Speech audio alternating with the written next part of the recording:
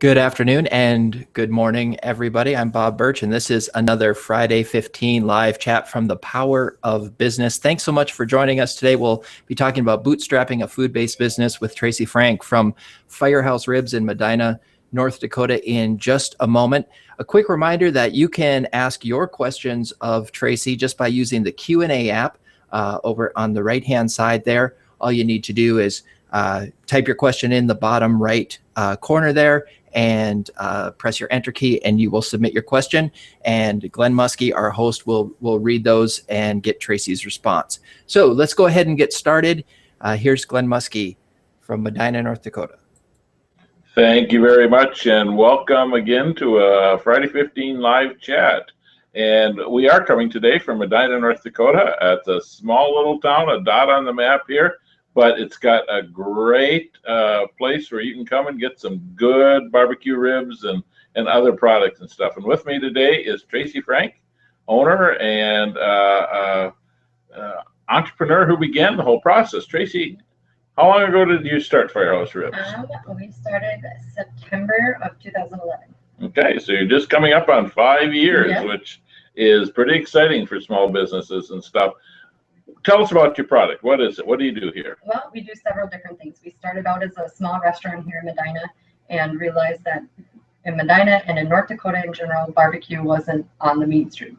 So we decided to do wholesale manufacturing, and we make a line of barbecue products from barbecue sauce, barbecue ribs, smoked pulled pork, sausages, beef brisket, all different sorts of things, and we wholesale manufacture them for retail sales all over.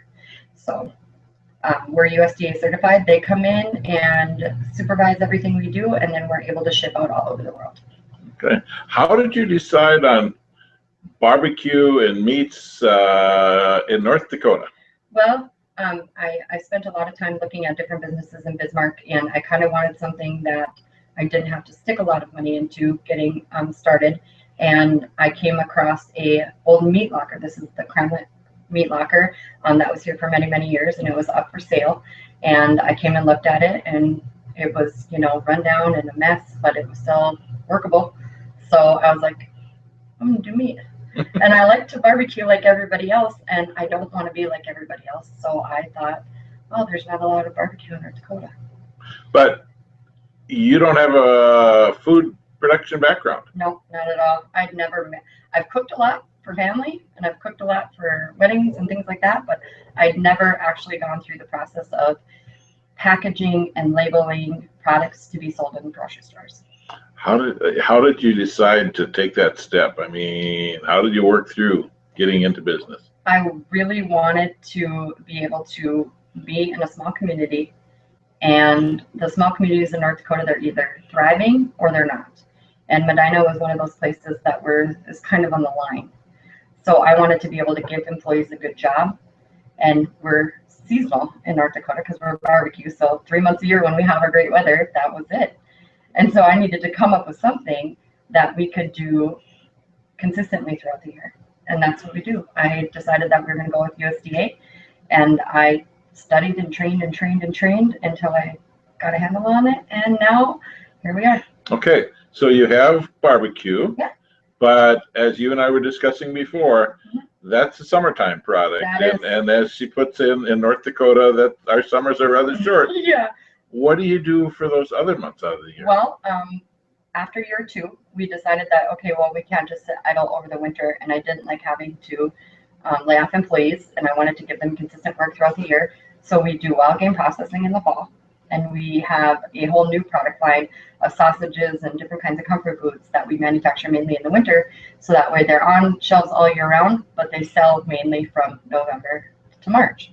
So we've covered the gap. Okay. Now, interestingly, you don't live in Medina. No. You live about 75 miles away, is that correct? It's 91 miles one way from Medina. I live south of Valley City on a farm. Okay. And so you bought this plant knowing you had a big daily commute in front of you every day? Yes. And you still continue that commute? Every day. I wouldn't change it for the world.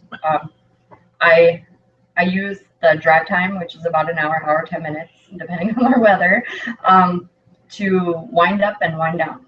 So on my way here every day, I'm thinking about the things I need to do, any phone calls that I need to make, any things that I need to do throughout the day. And at the end of the day, I'm releasing all that stuff so I can wind down at the end of the day. So when I go home, I'm home.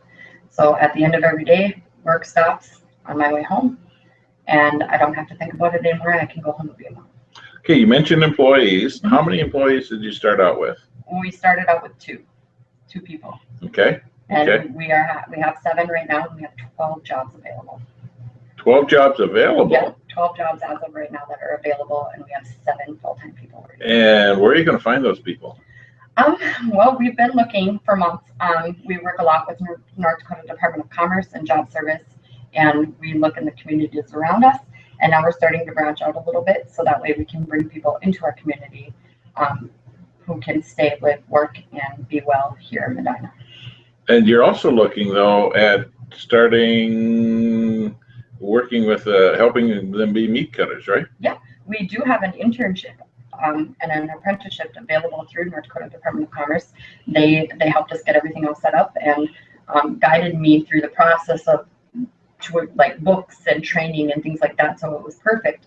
And we bring them in, and even if they only want to come for the internship, we train them. They get certified, and they can go back to wherever they came from and have the experience to do it in a grocery store or in another butcher facility anywhere. And how's that working out? Perfect. It's good.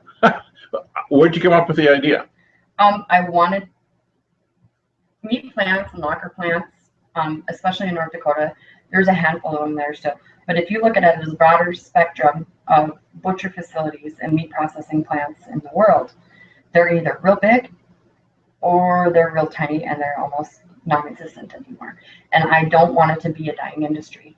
I mean, you look at Tyson or, any of the big meat processing facilities, and they have huge warehouses and huge everything. And so there's no opportunity, especially in rural North Dakota, there's no opportunity to be trained for something like that. So I really want to be able to train the people who have an interest in it maybe and aren't sure if they want to do it. And it gives them the opportunity that they can't find anywhere else in North Dakota to come here and learn and make that decision. Because a lot of things I don't think we get the choice. Either we make the choice and we go through it, or we don't. Okay. Just want to remind you that if you have questions, make sure to type them in, and we will be getting to those questions. Back to your Medina, and this being a small town, and we have a what we call community social responsibility. There is another meat plant here in town, or another. There is. And how did you? I mean, what were your decisions? Because you and I have had the conversation again about coming into a town that already had one. Yep, there is another meat market here in Medina. You think it's a town of 300 people, and you can go from town to town and there's not one meat market, but then you come to Medina and there's 2. Well, I thought I'm going to do the opposite of what they do, so that way their business still thrives. I don't do the same things they do. They do a lot of butchering and a lot of, different types of meat processing than I do. And I'm more barbecue and smoked meats. So I separated myself from that so I didn't affect their business. And I really, the things I don't do and I can't do here, or I just don't have the experience to do, I can send there. And I think that's very important in a small town to be able to come in and not look at it as a competition and look at it as just building the community. And how's it worked out? So far, so good. So far, so good. Okay. Yeah, I haven't had many complaints yet. So. Where's your product all distributed? All throughout North Dakota, South Dakota, Minnesota, Wisconsin. We're getting a bit into Iowa, and we're going to start going national next year. Okay. And who's going to be your distributor? How do you talk about your distribution system? Our distribution system started out with me in a van going from place to place to place to place, all hours of the day and night. And since then, since we built our customer base up, we have had a couple bigger distributors come on, like FSA, which is Food Services of America, and they're based out of Fargo, North Dakota, and they stock our products in their warehouse and they distribute it out throughout North Dakota. And then we have a couple other distributors that we're working with out of state, so that way we can semi-loads to their warehouse, and then they can distribute it in the states we can't get to. Okay. So that's going out. We also talked, though, about getting supplies into Medina, North Dakota. Talk about your challenges. The first year was easy because it was new and it was small and I could go places and buy product. But as I grew, I would need semis to come here. And even though we are only 2 miles off the interstate, we're a small town and basically the only place they're going to stop. So we decided that we'd call different distributors, and some only come in the summer, some only come in the winter, some don't want to come at all. And it was really, really hard. And throughout the years, I don't think there was ever a breaking point where it got easier. I think it was just the consistency where we bought product from them consistently. We kept up our end of the deal. And now, even if, the school isn't ordering food or somebody's not ordering, they'll still come here for us. And it's hard when you're a small business, and it's hard when you're in a small town, because if you're only one, they look past that and it's like, oh, well, it's less expensive for us to just keep driving right by. And so that's been my biggest challenge, is maintaining relationships with suppliers to get them to come all the way to Medina, North Dakota for us. And you talked about initially you would have to travel to Fargo, which is 30, 40 miles from here. It's a 2-hour drive. Or Bismarck, which is 70 miles the other direction. So. Yeah, and we'd have to get a big enough truck to go there with us and unload off one and bring to the other, and then come back here and unload again. So time-wise and labor-wise and just physically, it was just an exhausting process. Yeah. And now, luckily, we don't have to do that anymore. Businesses come, they want our business now. When we were new, they're like, oh, it's just another new business. And now they're like, okay, well, she ain't going anywhere. So we better get her product. Talk about your team, because you and I were discussing this morning about when contracts come in and stuff. Who do you got back there supporting you? When I first started, I did a lot of oopsies. I'd get so excited because I'd get a contract or I'd get an offer, or I'd get a bid, and I'd be so excited. And then I'd read the fine print and go, no, that's not part of it. And so after the first 2.5 years, I have an accountant, Nikki, who oversees every financial aspect of the business: the taxes, the payroll, the workers' compensation, the unemployment, just everything that goes into running a business that I don't know everything about, but it's worth every dollar, because I never have to worry about not having something. And then there is a law firm by the name of Kennelly O'Keefe out of Fargo, and Sean Foss is our business attorney, and he oversees every contract, everything we do, and he is like the safety net of our business. He comes and he looks over anything we have to do with USDA. I can send him just quick questions about contracts, if I should sign it, if I shouldn't, how to do insurance, just all of it. And even with legal things that come up. And it's always good because I never have to worry. If something comes my way, then I'm just like, okay, well, that's for Nikki, or that's for Sean. Or if it's USDA, that's for USDA. I never have to take on all that myself anymore. And I think that part of running a responsible small business is being able to relinquish some of that power.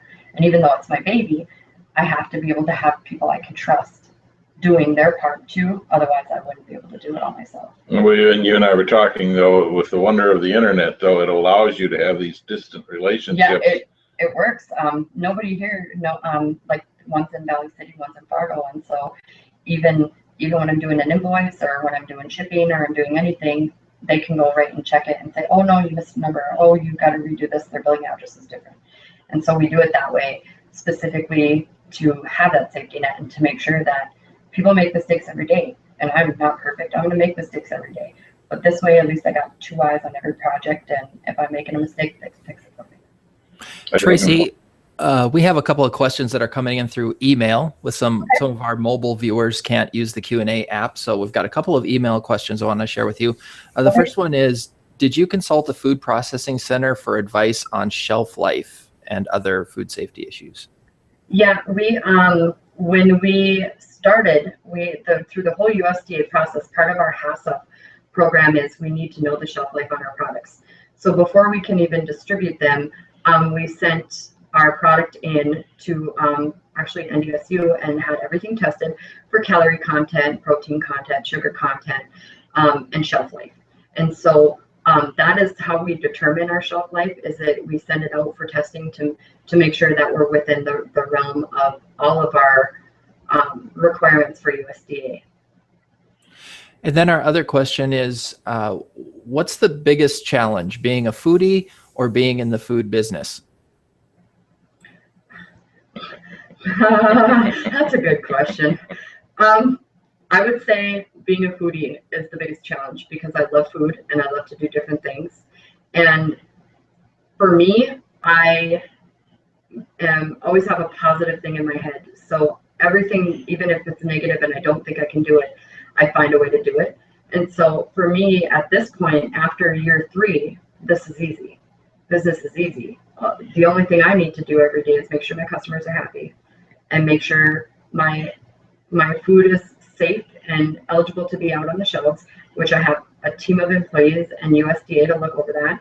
And so my job's fun. I get to go out and I get to meet people and I get to sell them my food. I get to feed them my food. And that's really, at the end of the day, that's why I wanted to do this, is because I wanted to go to work every single day and love it.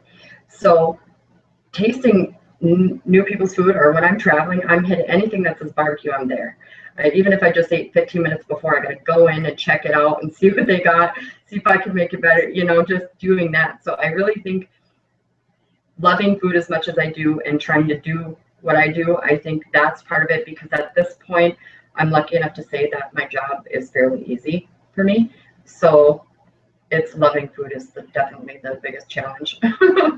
And off to her left is the one-page to-do list for today, which is usually a multiple-page list. Yeah. And I realize that we've come to the end of our time.